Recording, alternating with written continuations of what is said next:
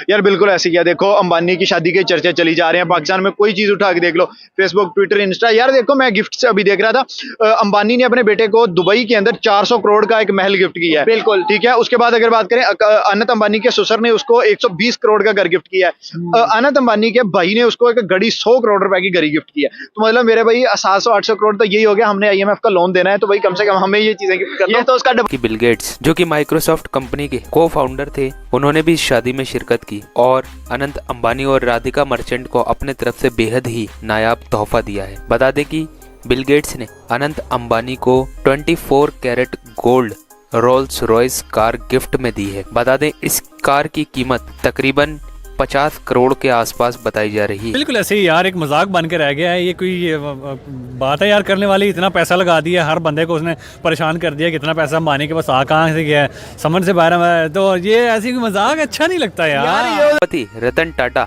हालांकि बढ़ती उम्र और तमाम परेशानियों के साथ वो शादी में शिरकत तो नहीं कर सके, लेकिन उन्होंने अनंत अंबानी को अपनी तरफ से शादी का एक छोटा सा तोहफा दिया है। ये छोटा सा तोहफा सिर्फ उन लोगों हम तो कहते हैं कि भारत में गुर्बत बहुत है। नहीं, भारत में गुर्बत नहीं है। भारत में गुर्बत तो है मगर उसकी आबादी बहुत ज़्यादा है ना, 1.5 अरब की आबादी है। और उसमें गुर्बत होना जितनी गुर्बत है, मगर उन्होंने तरक्की बड़ी की है। उन्होंने टेक्नोलॉजी में IT में बहुत आगे हैं जा रहे, उनके एक्सपोर्ट बहुत है उनका। देखें सारा कुछ ही हमसे आगे है, उसका हमसे कोई मुकाबला नहीं है। भारत हमसे बहुत बड़ा मुल्क है, उसका कोई मुकाबला नहीं। और आप उसकी साड़ी लेके बैठ गई हैं, इतनी साड़ी है, साड़ी लेके बैठ गई, बजाय खुद तरक्की हमारी हो नहीं रही, हम उसकी साड़ी में लेके बैठ गए हैं। साड़ी उन्होंने देखे कैसे बनाई है, उनकी कितने सालों की मेहनत है। जो भी है वो इतने अमीर हैं, जितनी फैक्ट्रियाँ पाकिस्तान वो इंडिया को वो दे रहे हैं। देखिए मैन पावर भी उनके पास है, उनकी फैक्ट्रीज में काम भी करने वाले बड़े हैं। इस वक्त उनका GDP क्या हमारा और उनका क्या मुकाबला? आप उसका साड़ी का मुकाबला पाकिस्तान के GDP से करने लगी हैं। साड़ी उन्होंने इतनी महंगी पहन रखी थी कि हमारी पूरी GDP बनती है। तो ना 1500 करोड़ की सिर्फ प्री वेडिंग कर रहे हैं वो। तो अच्छी बात है, करने दें उन्हें। आप पाकिस्तान के मसाइल तो हल करें, इसकी इकॉनमी डूबे जा रही है। हम तो कहते हैं कि हमने उनके साथ मुकाबला करना है, हम तो उनकी एक साड़ी का मुकाबला नहीं कर पा रहे और करेंगे भी नहीं। उनका मुकाबला कर भी नहीं सकते हम 75 ईयर से कहाँ बैठे हैं, वो कहाँ चले गए हैं। अच्छा। ये बात नहीं है, हम उनका मुकाबला कर ही नहीं सकते। आप अपनी इकॉनमी 16 महीनों में पीछे बढ़ा कर रखी शहबाज शरीफ ने, अब आके फिर बैठ गया। और जिस तरह जो कुछ कर रहे हैं, आपकी महंगाई का अगले रमजान में पता चल जाएगा। GDP तो बड़ा पीछे रह जाएगा, आपकी महंगाई ऐसे चढ़ेगी पता चल जाएगा। रमजान में पता लगेगा? हाँ, रमजान में हमेशा ही महंगा होता है। और आपके जो महंगाई आएगी, IMF की शराइत हैं जो पाकिस्तान, वो उनके पास IMF की शराइत नहीं है। वो बड़ा मुल्क है, वहाँ यहाँ IMF की शराइत पे पीछे ये पैसे लेने के लिए कोई भी करने को तैयार है। जितनी कड़ी शर्तें लगाएंगे ये गवर्नमेंट मानेंगी। हाँ, ये तो इतनी कड़ी सही है। लेकिन वो मुल्क देखिए, भारत एक बहुत बड़ा मुल्क है, गुर्बत भी बहुत ज्यादा थी वहाँ, नो डाउट। और उन्होंने जिस तरीके से इस चीज को टैकल किया वो भी काबिले तारीफ है। आबादी की वजह से गुर्बत है, गुर्बत इतनी नहीं है। आबादी बहुत ज्यादा है, उन्होंने कंट्रोल कर लिया आबादी पे। हम तो आबादी पे कंट्रोल नहीं कर सके। और आप उनका मुकाबला एक साड़ी से कर रही हैं।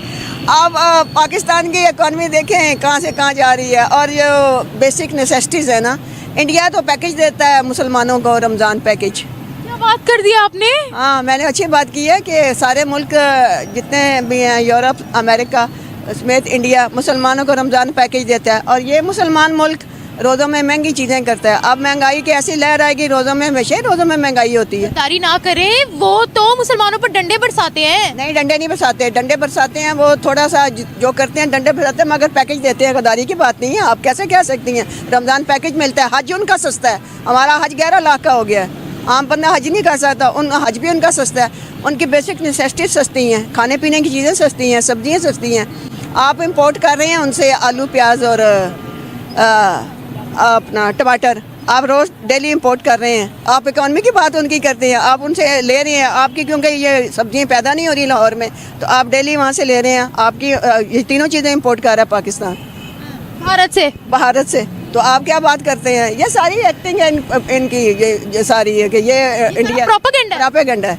मुसलमानों के भी हम कहते हैं ना, वहाँ पर डंडे बरसाते हैं, तो उनका वो बरसाते कुछ भी नहीं होता। डंडे बरसाते हैं, कोई वजह होगी कुछ थोड़ा बहुत, मगर ऐसा तो नहीं है। वो देखें लिटरेसी रेट उनका 100% तक है। हमारा पाकिस्तान उनका मुकाबला कहाँ इंडिया का कर सक रहा है, बजाय उनके नकल करने के। जज्बे वाली कौम को आप इतना डिग्रेड कर रही हैं। कहाँ का जज्बा, कौन सा जज्बा? आप कौन सा जज्बे की बात कर रही हैं? इमोशनल जज्बा। अभी इशरा में वो लड़की कि खुदारा अब इस मुल्क पे जो है ना वो रहम करें। हमारे जैसे नौजवान मायूस होकर रह गए। इस मुल्क के हालात देखते हैं तो मैं आपको बता नहीं सकता कि जो मेरी फीलिंग्स हैं। मैं देखता हूँ कि हम किस दुनिया में रह रहे हैं या हम कैसे माशरे में रह रहे हैं जहाँ पे गरीब की आवाज़ नहीं सुनी जाती। गरीब मर के रह गए, रोटी पानी मुश्किल हो गया उनके लिए। तो ये कश्मीर के आज़ाद करवाएंगे? पहले मुल्क को तो सही कर लें, अपने हालात तो ठीक कर लें। ये कश्मीर की बातें करते हैं। अब देखें ये इसराइल क्या कर रहा है हमारा, वो मतलब हमारे मतलब फ़लस्तीन के साथ इतनी ज़्यादती हो रही है। इन्होंने, मैंने नहीं देखा इनकी एक उस तरह की अमली कोई हिकमत अमली हुई हो। ये सब बातों तक है, असम्बली में जाते हैं अपना रोना रोते हैं, ये कर लेना हमने, वो कर लेना, इतनी हमें सीटें मिल गई हैं। मैं तो ये चाहता था कि जैसे हमारी मतलब कि अभी CM ये अभी रिसेंटली बनी है, मैं तो उसके लिए बेस्ट विशेस करूँगा कि हमारे मुल्क के लिए तो वो करे ही करे कुछ, लेकिन कम अज़ कम एक फ़लस्तीन भाइयों के लिए तो कुछ अपना एक वो स्टेटमेंट देती। उसने क्या स्टेटमेंट दी है मैंने नहीं देखा अभी तक। मैं तो बड़ा मायूस हुआ हूँ कि हमारी मतलब के CM मरियम नवाज सेल में तो बाकायदा झंडे भी लेकर जाना अलाउ नहीं है। तो आप तो कह रहे हैं स्टेटमेंट की बात, हम तो बाकायदा आप रिप्रेजेंट भी नहीं कर रहे ग्लोबल लेवल के ऊपर, उस तरह शो भी नहीं कर रहे कि हम फ़लस्तीन के साथ हैं भी या नहीं है। एग्जैक्ट नाम के मुसलमान रह गए हम, हमारे अंदर मुसलमानियत ख़त्म हो गई है। वो चीज़ें आप देख सकते हैं कि हमारे मतलब कि हमारा किरदार ही ऐसा हो गया कि हम मतलब कि मजाक करते हैं। नाम